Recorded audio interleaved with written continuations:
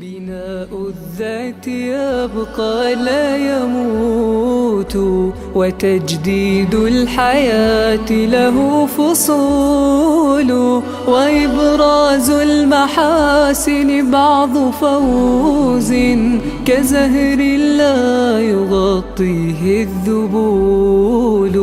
فجدد في حياتك وانس همّا، فإن عزيمة النفس تطول، فإن عزيمة النفس تطول.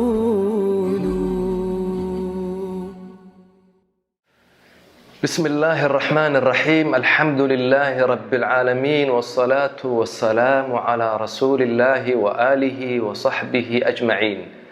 أحبتي في الله، السلام عليكم ورحمة الله وبركاته. ودروستي تحانها أها إن كقادنيني جدد حياتك بشهر رمضان أنا قلت لقلني درسيا ما أنت أنقاذنينا ودرسي صدحات وجدد حياتك مع القرآن. ولا ليال قرآنك هو هذا الكي إلهي، قرآنك هو كتابك إلهي، قرآنك هو وحي إلهي، قرآنك هو حرق إلهي أتكا، قرآنك هو منهج حياة إلهي وقلت لك لنرش جبيس. قرآنك هو بدبادة الدون إيا بدبادة آخره. ولا ليال kitaabkan ilaahay wuxuu u soo dhiibay malaa'igtiisa malaga ugu khayrka badan ugu fadliga badan, malaku jibriil buu ilaahay u soo dhiibay. qul nazalahu ruuxul qudus min rabbika bilhaq. ilaahay kitaabkan waxa uu ku soo dejiyay rusushiisa rasuulka ugu khayrka badan ugu fadliga badan, Muhammad sallallahu alayhi wa sallam. ilaahay waxa uu subhana alladhi nazzala al-furqana ala 'abdihi liyakuna lil 'alamin nadhira. ilaahay qur'aankan waxa uu ku soo dejiyay xubnaha jirka xubinta ugu khayrka badan ugu fiican ilaahay u eego waa qalbiga. maxaad u maleen xubinta nabi Muhammad sallallahu alayhi wa sallam qalbigiis? ilaahay waxa uu nazala bihi ar-ruuhul amiin ala qalbika. ilaahay subhanahu wa ta'ala waxa uu soo dejiyay qur'aankan bilaha bisha ugu khayrka badan, bisha ramadaan buu ilaahay soo dejiyay. شهر رمضان الذي أنزل فيه القرآن. إلهي وحا أسودتي قرآن كان هبين كأغو خير كبضان هبين كليلة القدر. إنا أنزلناه في ليلة القدر.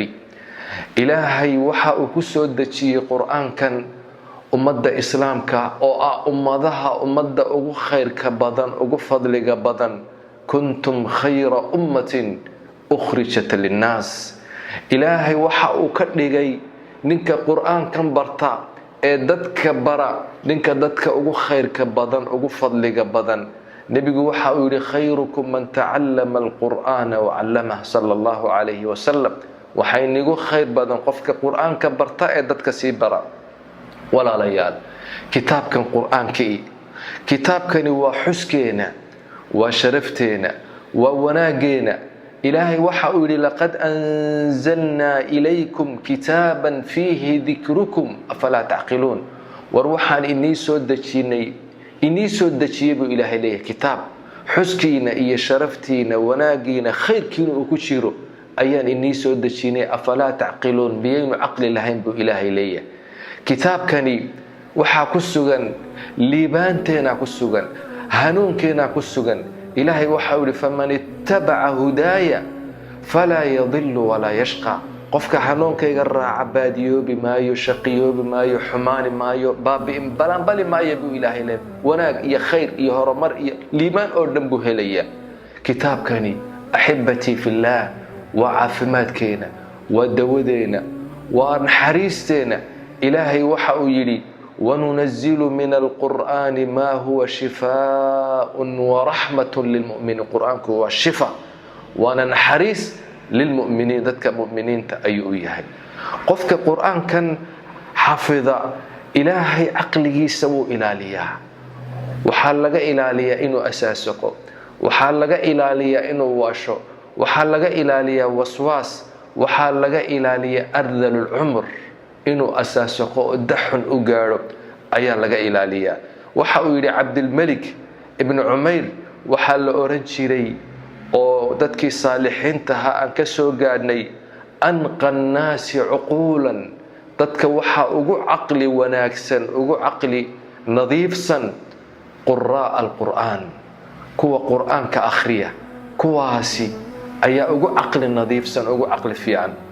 kuwa qur'aanka ruuga ee mar walba akhriya ee ilaaliya, kuwaasi ilaahay noloshooda wuu ilaaliya. imaam alqurtubi waxa uu yidhi man qara'a alqur'aan, ninka qur'aanka akhriya muttica bicaqlihi wain balaga 100 caam, caqligiisa ilaahay wuu ilaaliyaa. asaasa iyo waali kuma timaado, walow 100 jir ha gaadho waxbuu kala garanayaa, wuu degan yahay, ilaahay baa ilaalinaya subxaanahu wa tacaala. waxa uu yidhi shaykhulislaam ibnu taymiya maan arag shay kobciya oo nadiifiya caqliga iyo ruuxda oo jidhkana ilaaliya oo sacaado geliya sida kitaabka qur'aanka oo kale. weligii ma arag buu yidhi. axibbatii fillaah, waxaa daboolay quluubteenii iyo caqligeenii dunuubtii aan samaynay iyo sayi-aadkii ayaa daboolay. sida awgeed qur'aankii baan ka hijroonnay, wanaaggeenii iyo khayrkeennii baan ka hijroonnay oon ka tagnay. laakiin quluubtaasi haddii ay nadiif ahaan lahayd qur'aanka kamay dharagteen. waxa uu yidhi axadu salaf cuthmaan ibnu cafaan radia allahu canhu, saxaabigaasi waxa uu yidhi low taharat alquluub, quluubtu hadday daahir ahaan lahayd oo nadiif ay ahaan lahayd lam tashbac min qiraa'ati alqur'aan, qur'aanka akhrintiisa kamay dharagteen. laakiin maxay uga dharagtay? dee dunuubteennii baa madoobaysay. kalaa bal raana calaa quluubihim maa kaanuu yagsibuun. ilaahay waxa uu yidhi yu'faku canhu man ufik, ilaahay waxaa laga jeedinayaa qur'aanka qofkii ilaahay uu ka jeediyo dunuubtiisa awgeed. yu'faku canhu man ufik, ee qur'aankan waxaa laga jeediy markii qofku ilaahay uu ka jeediyo ee dunuubtiisa iyo sayi-aadkiisa ee isagu ka jeestay ilaaha iyo kitaabkiisa, ilaahayna wuu ka jeedinaya. falamaa zaaquu azaaqa allahu quluubahum. ilaahay inagama dhigo.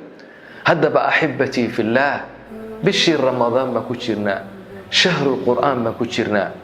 waxaan leenahay haya ha noqono min ahli lqur'aan, haya nujadidu alcahda maca alqur'aan, kaalaya oo qur'aanka nujadidu alxayaa, nolosheena dib hanu soo cusboonaysiino aan qur'aanka la lahayn. qur'aankani waa wanaaggeena, waa aflaxaadeena, waa liibaanteena, waa nuurkeena, waa sharafteena. walaal, miyaad doonayn inaad noqotid ehelkii ilaahay? nebigu waxa uu yidhi sala allahu calayhi wasalam inna lilaahi ahaaliin min annaas, ilaahay dadka waxa uu ku leeyahay ehel. markaasay asxaabtu yaabeen oo yidhaahdeen yaa rasuula allahi man hum, kuwaasi waa aya rasuul allah? nebigu waxa uu yidhi hum ahlu lqur'aan, waa kuwa qur'aanka ehel la ah, ahlullahi wa khaasatuh. xadiiskuna waa saxiix. walaal, miyaad doonayn inuu qur'aanka kuu shafeecad qaado maalinka qiyaamaha?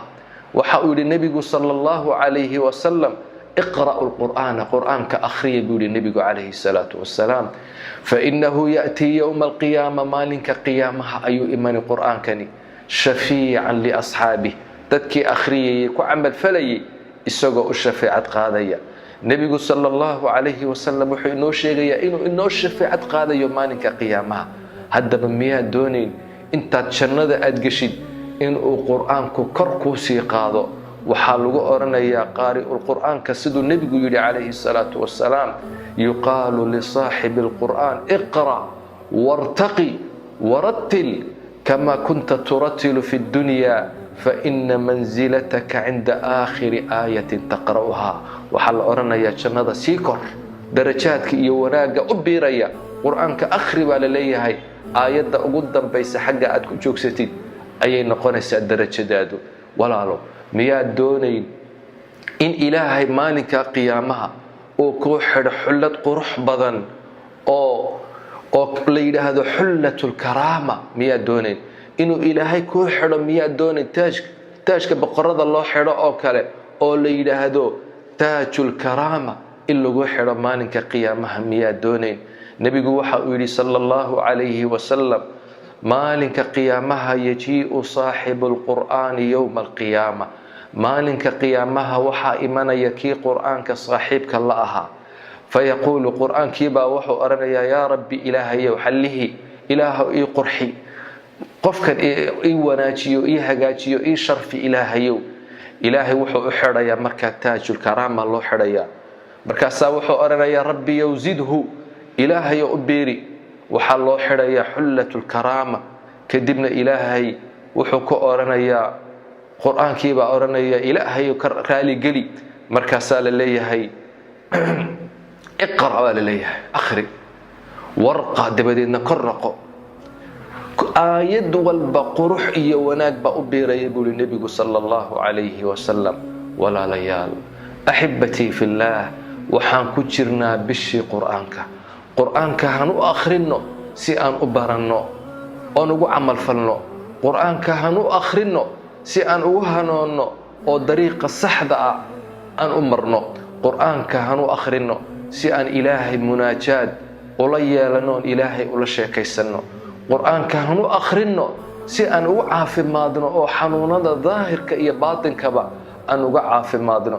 qur'aanka han u akhrino si uu inooga saaro mugdiga iyo dulumaadka aan ku jirno ilaa nuurka uu inoo saaro. qur'aanka han u akhrino si uu ilaahay inooga daweeyo qaswat alqalb, qalbiga qalalay, oon u helno xasiloonida iimaanka iyo wanaagga iimaanka iyo nafta deganaashaheeda si aan u helno. axibatii fillaah, han akhrino qur'aanka, han u akhrino si aan u noqono min addaakiriin, oonu u noqon kuwa ilaahay ka qafloon. walaalayaal, qur'aanka han akhrino si uu qur'aanku inoogu biiriyo yaqiin iyo iimaan ilaahay aan rumaynayno. walaalayaal, qur'aanka han u akhrino si amarka ilaahay aan u fulino. walaalayaal, qur'aanka han akhrino si aan u helno ajarkiisa iyo xasanaadkiisa. xarafkii walba 10 ajar baad ku helaysaa. walaalayaal, qur'aanka han akhrino si aan u helno shafaacadiisa maalinka qiyaamaha. walaalayaal, qur'aanka han u akhrino si aan u fulino dardaarankii nebigu sala allahu calayhi wasalam inagula dardaarmay in aan qur'aankaasi ilaalino. walaalayaal, qur'aankan han akhrino si ilaahay kor inoogu qaado, ummadda islaamkana ilaahay kor ugu qaado. walaalayaal, qur'aankan han akhrino si aan jannada dhexdeeda darajaad kor ilaahay inoogu beeriyo, oon inaloo xidho maalinkaasi taajul waqaar iyo xullada iyo naloo xidho.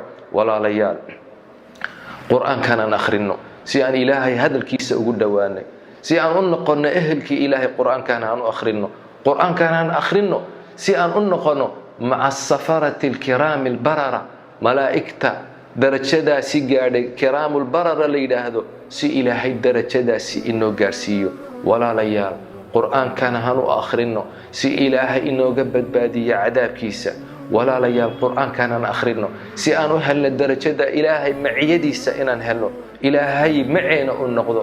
walaalayaal, qur'aankan han akhrino si aan uga badbaadno inaan asaasaqno. walaalayaal, qur'aankan han u akhrino si uu inoogu noqdo maalinka qiyaamaha, uu inoogu shafeecad qaado, uuna xujo inoogu noqon maalinka qiyaamaha. walaalayaal, qur'aankan han akhrino si ay naxariistii iyo deganaashihii iyo sakiinadii ay inoogu soo degto markaan akhrinayno. walaalayaal, qur'aankan han akhrino si aan u noqono ummadii khayrka badnayd, si aan u noqono dadkii wanaagsanaa, si aanu u lumin, u shaqiyoobin, xumaan oo dhan ilaahay inooga ilaaliyo, iyo murug oo dhan uu qabrigeenu inoogu nuuro, inoogu iftiimo. qur'aankan dib han ugu noqono, qur'aankan siigada han ka horgufno, qur'aankan balanbartu ay ku cuntay rufuufta han ka horgufno siigada. han nukanno kitaabkan qur'aanka, dib han u akhrino, han xafidno, han muraajacayno kitaabkeena rabbi, dib han ula heshiino. tacaalow nujadidu alxayaata maca alqur'aan. wassalaamu calaykum waraxmat ullaahi wabarakaatuh.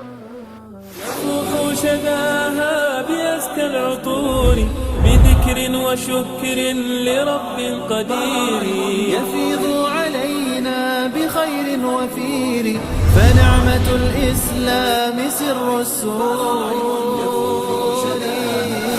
أزكى العطور بذكر وشكر لرب قدير يفيض عليه